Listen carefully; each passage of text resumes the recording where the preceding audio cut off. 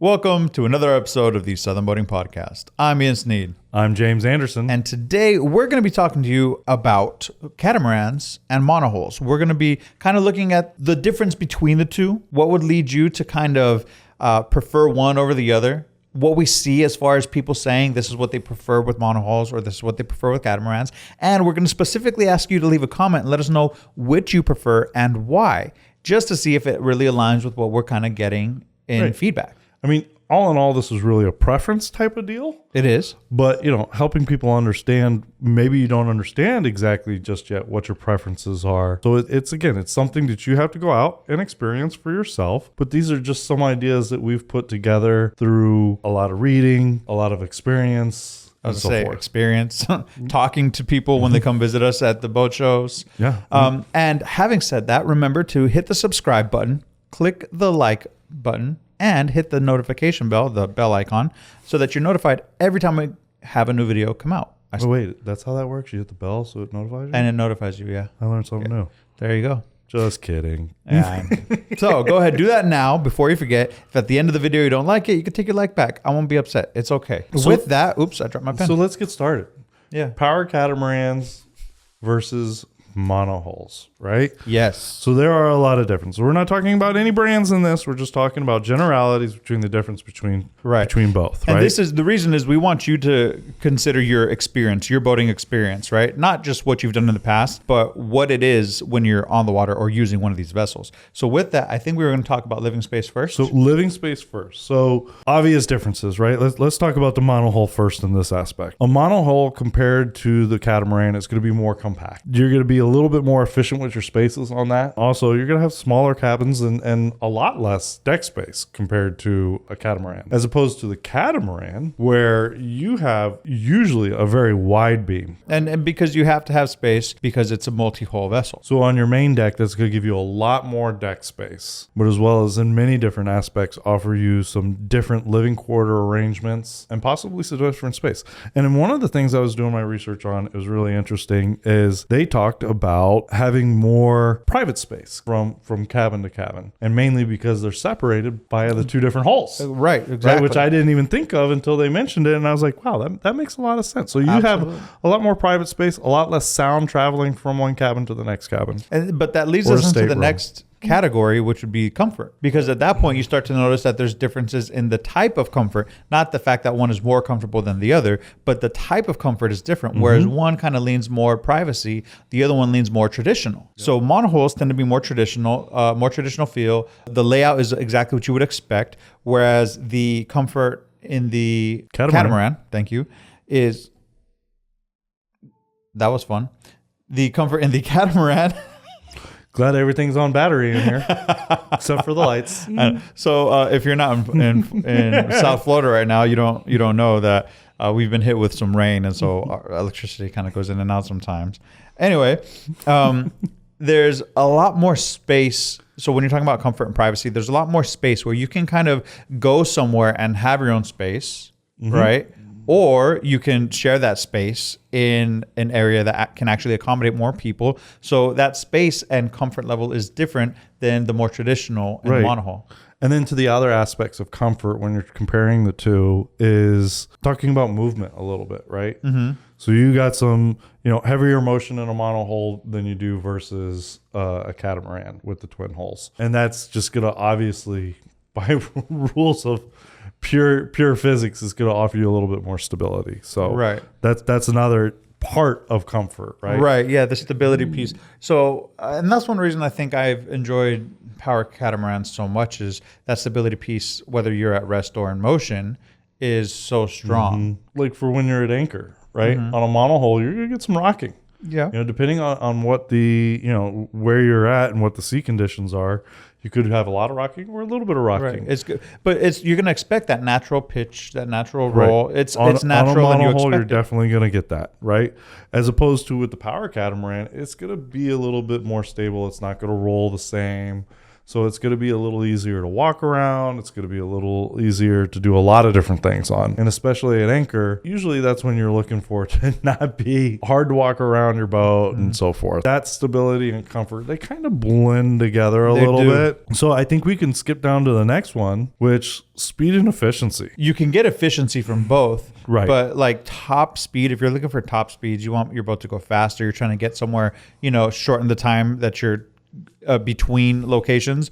Monohulls tend to kind of take the win on that one. Much faster. Yeah, they're just made for it. Whereas the efficiency, if you're going at cruising speeds, then the power cats, that's really where you want to live. Right. The way in which it moves through the water is much more efficient. Absolutely. And that translates to getting some extreme range on some of these catamarans. I've seen some catamarans that just have killer range, and that's really cool because you're talking about cruising. You can go much, much further. It's not just to the Bahamas and back. We're talking about doing some true island hopping through the Caribbean. So yeah, absolutely. That's really nice. Right. And then that kind of leads to the maneuverability piece. With the maneuverability, we'll get to draft, but maneuverability, it's very simple to handle a monohull, to dock a monohull. But when it comes to maneuverability, power catamarans also have a lot of benefits to it because they can kind of move in one space. It makes a lot of sense. Like you can kind of move your power catamaran, right? Yeah, you can make a power catamaran really do because the motors are so far apart from each other. Yeah. With one in reverse and one bumped into forward, you can literally be doing 360s on a dime. It's amazing. So maneuverability, yes, it's because of that effect. You can really go without some of the equipment that you need on a monohull. You really just need your two power options. That's it. Your two propulsion methods. And you see with monohulls no bow now, thrusters. Right. You do not need a bow thruster. Whereas opposed to on a monohull, in certain size, you do need a bow thruster. And that's exactly where I was going with it. Right. So that's the other aspect of it. And that's a really interesting one. Right. Because a lot of people don't really understand that. Yeah. So each of those have their, respective, kind of edges. Right. But then when you're getting to the feel of the ride when you're actually in motion. Each of those, again, is going to have its own unique. So obviously, if you're going top speed on the monohull, you're going to have a certain feel. If you're going at cruising speed on monohull, it's going to have a certain feel. And same for the catamarans. Right. There's distinct characteristics between the two when you're talking about whether it's choppy seas to whether it's flat or even taking turns. There are some distinct characteristics between the two. We all know what they are. Monohull's gonna kind of lean into your turn and you're going to get a little enjoyment out of that. It's going to turn a little bit sharper as opposed to the cat kind of just cuts through the turn and stays kind of flat, doesn't really lean into it. But then you're also talking about like going into head-on seas. Well, a monohull's going to handle that a little bit better. It's going to cut right through them, right? It's like a knife. As opposed to a cat kind of slaps going into a head-on sea and does what we call, and you've heard this term before, I always laugh at it, what we call it puking or sneezing, right? Where it coughs it out the front. And then you get the splash coming back at you, and it just doesn't make for that much of a comfortable ride. Now, some are better than others with that, but that is a characteristic of a catamaran. So next, let's talk about the draft. I mentioned it earlier. The draft on each, you're going to expect a shallower draft with the power catamaran than you will the monohull. Now, that adds again, to the maneuverability piece, some extra areas that you could visit in a power cat that you might not be able to visit with a monohull. So let's talk about that in reality, right? When we're in the Bahamas, that means getting into a lot of different keys that I might not be able to get close to with a monohull or beaching up on some of them, which I never really like to do. But yes, you can get into a lot of different areas. And now when we expand the size, the larger the monohull, the deeper the draft. But with a catamaran, it really comes into effect when you go large. Because the draft is going to be that much less. And that's what's really neat about it. So you can find those spots to anchor up into. You're not going to see a lot of other monohulls because they're not going to be able to do the same thing. Next, we're going to touch on safety. The safety of each. Now, we know that the monohull is a tried and true safe vessel, right? It's a well-proven hull design whenever you're looking at monohulls. With catamarans, it's also well-proven, but you have redundancies because you have the multiple hulls. Right. This is a tough one to kind of tackle because if we just talk about hulls, then yes, I mean, you do have a little bit of a difference there, but it all depends really on the setup of your monohull too. Yeah, it does. Right. Because you might have twin propulsion on your monohull as well, and that'll give you some redundancies there. Well, I would say that when you're looking at the monohull, the safety element of where are you putting your vessel, right? If you're going offshore, then you're looking at, okay, the size matters, the engine, the output matters. Propulsion, like all of those things start to matter more where it's use based, right? This one really is It's a use-based very scenario. use-based scenario. Whereas power catamarans, you don't really have that use-based scenario. You just it's going to be the same in any situation. You know what to expect. So that adds, for some people, they're like, okay, well then the power catamaran might be more reliable in that sense. That's not what we're saying. What we're saying is you with a monohull can actually decide, hey, this one is perfect for me. That's not the same thing that you would get with a power catamaran. Right. While you get the reliability with the power catamaran, you also get that reliability with the monohull, but optimized to your usage. So that's, for me, I think a really, really strong element to both power catamarans and monohulls when you're looking at the safety side. Mm-hmm.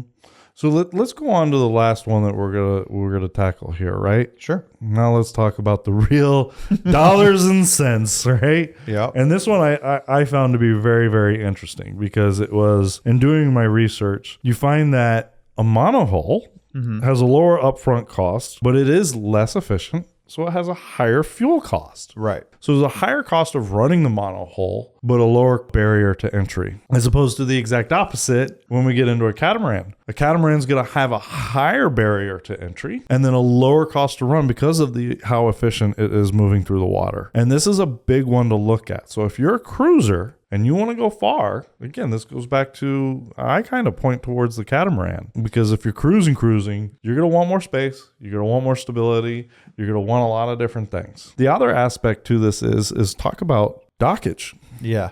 That's, right? I think, really where you start to notice. And you're going to notice a big difference here. Yeah. Right? But this now swings back the other way. Yeah. So it almost comes to, it depends on how much time you're spending docked. Yes. Compared to being at a mooring ball or something else, or anchored, or, whatever. So with a monohull, it's going to be a lot easier to find a slip, and it's going to be a little cheaper. Because with a catamaran, you're going to need a wider slip. Not everywhere has that. And especially when we get into some of the larger power catamarans, you're going to be talking about, maybe needing a double slip or being on the T. Exactly. Right. And that's going to cost more money. Right. So then you start to have the thoughts come into your head of, okay, well, do I have to go to a marina? Do I have to go to? Are you going to edit that out? No, I think I might keep it. Do I have to go to a marina? You almost did it again. Or I did almost do it again. Or can I anchor somewhere? Well, I mean, the fact that you have a smaller draft, like a lower draft, you can probably get into somewhere where you feel more comfortable anchoring. Correct. It all depends where you're cruising to. Do they have mooring Exactly. fields? Do they have places that you can anchor overnight? Yeah. And the marinas too. Some of the marinas in some places might not be able to accommodate you at all. Exactly. Right, depending on the size of your vessel. So Yes. that's, the pendulum swings back and forth between the two. It really where does. It's like there's no real clear, like, this one is better than that one. It's more so you ask yourself first, like, how are you going to use the vessel? What is your ideal lifestyle when you're boating? That's why when we open this, it is truly a preference. It's truly a preference thing. Right? Yeah. So let us know what your preference is. Are you a monohull type of boater, or are you a power catamaran? Or have you done both, or do you currently do both? Yeah. Right? Let us know in the comments. I'd be interested to know.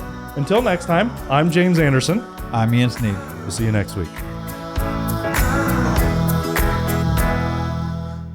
Can we go to Buc-ee's after this? Say Buc-ee's? Just random today.